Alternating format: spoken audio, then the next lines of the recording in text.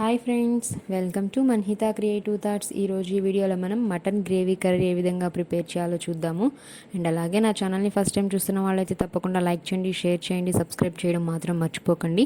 పక్కనే ఉన్న బెల్ ఐకాన్ని కూడా క్లిక్ చేయండి. చూసారు కదండి, రైస్లోకి అయితే కర్రీ చాలా టేస్టీగా ఉంది. చక్క గ్రేవీగా చాలా టేస్టీగా ఉంది. సో ఒకసారి రెసిపీని ట్రై చేసి చూడండి. ఒక్క పీస్ తీసుకుని రైస్ కలుపుకుంటేనే ఆ తీసుకున్న గ్రేవీతోనే రైస్ కలుస్తుంది. సో అంటే ఎంత గ్రేవీగా ఉందో అర్థమవుతుంది. సో కర్రీ ఎలా ప్రిపేర్ చేయాలి ఏంటి అనేది చూద్దాము. ఇప్పుడైతే నేను 1/2 కేజీ మటన్ తీసుకున్నానండి. దీనిలోకి ఉప్పు యాడ్ చేశాను. అండ్ అలాగే పసుపు, టేస్ట్కి సరిపడినట్టు వేసుకోండి ఉప్పు. అండ్ కారం మీరు స్పైసీగా తినాలి అనుకుంటే కొంచెం ఎక్కువ వేసుకోండి, లేదంటే సరిపడినట్లు వేసుకోండి. నేనైతే కొంచెం ఎక్కువగానే వేసాను స్పైసీగా తిందామని చెప్పేసి. సో కారం కూడా వేసుకున్న తర్వాత కొద్దిగా గరం మసాలా వేసుకోవాలి. అండ్ అలాగే అల్లం వెల్లుల్లి పేస్ట్ 1 స్పూన్ వేసుకోవాలి. ఇవన్నీ వేసుకున్న తర్వాత ఒకసారి బాగా కలిపి పక్కన పెట్టేసుకోవాలండి. అంటే ఎక్కువ టైమింగ్ కాదు, జస్ట్ మనం కూర స్టార్ట్ చేసే ముందు ఇవన్నీ ఇలా కలిపి పెట్టుకుంటే కొంచెం అవి మసాలాలు అవన్నీ స్పైసెస్ కూడా పీసెస్కి బాగా పడతాయి కదా అని చెప్పేసి ఇలా మిక్స్ చేసి పక్కన పెట్టేసుకుంటున్నాను. నేను చేత్తోనే కలిపేసుకోవచ్చు అండి, కొంచెం ఫాస్ట్గా అయిపోతుంది.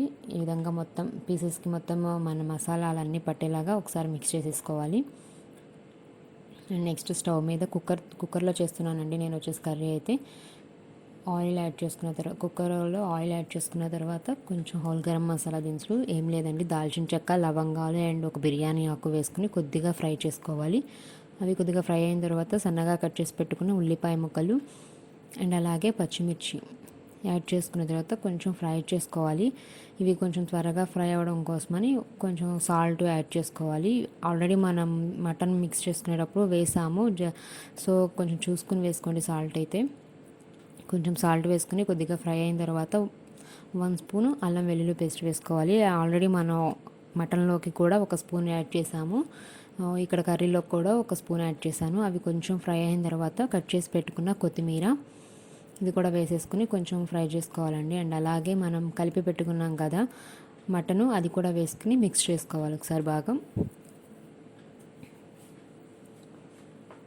ఈ రెసిపీ కనుక మీకు నచ్చినట్లయితే తప్పకుండా కామెంట్ చేయండి. అండ్ అలాగే సబ్స్క్రైబ్ చేయడం మాత్రం మర్చిపోకండి. పక్కనే ఉన్న బెల్ ఐకాన్ని క్లిక్ చేయండి.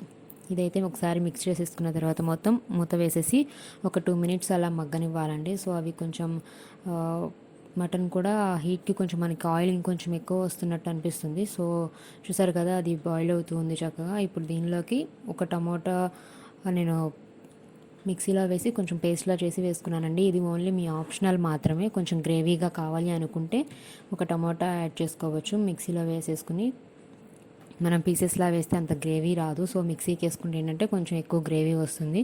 సో ఒక టమాటాని మిక్సీకి వేసేసి దాన్ని నేను ఆ పేస్ట్ని కూడా యాడ్ చేసేసి మిక్స్ చేశాను. కొంచెం ఆ టమాటా పచ్చివాసన అది పోవడం కోసం అని చెప్పేసి ఒక 2 మినిట్స్ మళ్ళీ ప్లేట్ మూత వేసేసి కొంచెం మగ్గనిచ్చానండి. అండ్ అలాగే ఒకసారి అది 2 మినిట్స్ తర్వాత మనం ఒకసారి కలిపేసుకుని వాటర్ యాడ్ చేసుకోవాలి. ఇప్పుడు దీనిలోకి మనకి మటన్ మొత్తం మునిగే వరకు వాటర్ యాడ్ చేసుకుంటే సరిపోతుంది. అంటే మటన్ కొంచెం లేతది అనుకుంటే కొంచెం వాటర్ తక్కువ వేసుకున్నా పర్లేదు, బట్ మీరు తీసుకున్న మాంసాన్ని బట్టి ఉంటుంది. సో వాటర్ అయితే వేసేసాను నేను. అండ్ అలా కొంచెం కొత్తిమీర వేసుకుని విజిల్ పెట్టేస్తున్నానండి. కుక్కర్ మూత పెట్టాను. ఇవి 2-3 విజిల్స్ వచ్చిన తర్వాత మనం ఓపెన్ చేసి చూస్తే స్టవ్ ఆఫ్ చేసేసి ఓపెన్ చేయాలండి. సో మనకి కర్రీ అయితే ప్రిపేర్ అయిపోయింది. ఇప్పుడు కొంచెం సిమ్లో పెట్టుకుని స్టవ్ దానిలోకి ఇంకొంచెం గరం మసాలా అండ్ కొత్తిమీర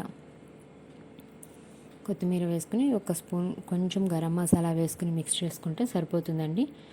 ఇది మిక్స్ చేసుకున్న తర్వాత మనం బౌల్లోకి సర్వ్ చేసేసుకుందాం. చూసారు కదండి, ఎంతో టేస్టీగా ఉండే గ్రేవీ మటన్ కర్రీ ఏ విధంగా ప్రిపేర్ చేయాలో.